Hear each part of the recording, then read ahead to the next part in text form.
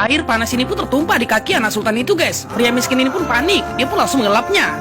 Tapi anak sultan ini pun tidak merasakan kesakitan sama sekali. Padahal air itu sangat panas. Lalu dia pun meletakkannya lagi ke kakinya, dan dia pun tidak ada pengaruh sama sekali, guys. Pria miskin ini pun tahu bahwasanya kaki anak sultan itu lumpuh. Lalu dia pun menyiramnya lagi, sehingga asistennya pun sangat marah. Pria miskin ini pun langsung cari alasan, guys, bahwasanya air panas itu untuk melatih saraf-saraf kakinya. Lalu anak sultan itu pun langsung lihat bahwasanya pria itu sangatlah lugu.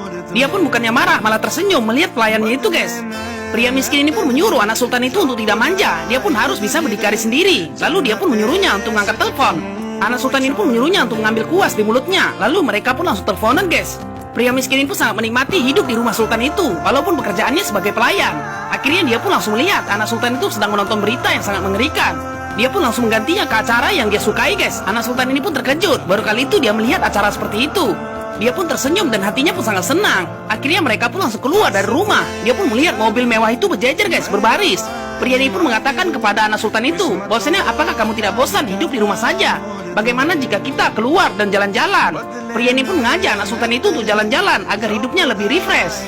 Anak sultan ini pun tersenyum, guys. Baru kali ini ada orang yang mengajaknya jalan-jalan. Dia pun meminta mobil mana yang akan dibawa. Pria ini pun menunjuk mobil yang paling mahal, guys. Akhirnya anak sultan ini pun setuju dan mereka pun langsung pergi.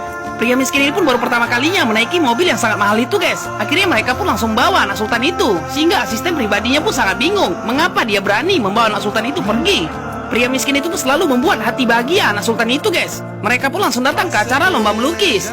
Anak sultan ini pun kagum melihat lukisan itu, guys. Padahal itu biasa saja. Pria miskin ini pun bingung mengapa anak sultan itu melihat lukisan itu seperti lukisan mahal saja.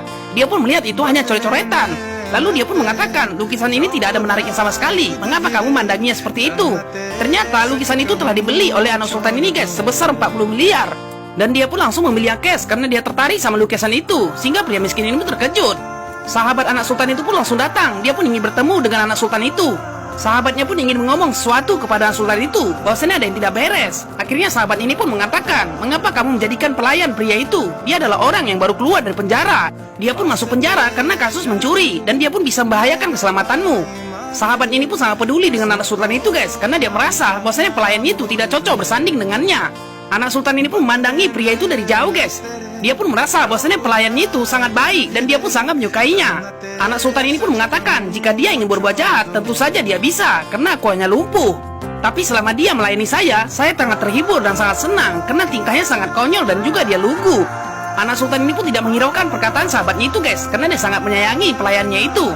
Ikuti terus pas selanjutnya ya.